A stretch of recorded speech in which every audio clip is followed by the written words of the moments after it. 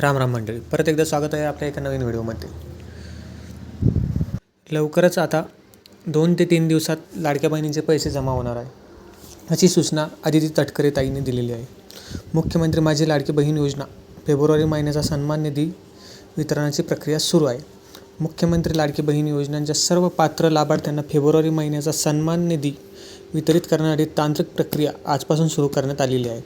पुढील 2 ते 3 दिवसात सर्व पात्र महिलांच्या खात्यात पैसे जमा होऊन जातील। ज्यांनी अजूनही KYC चुकलेली होती पण अजूनही KYC केलेली नाही, त्यांना 31 मार्च ही शेवटची तारीख आहे, त्यांनी KYC करून घ्यावे।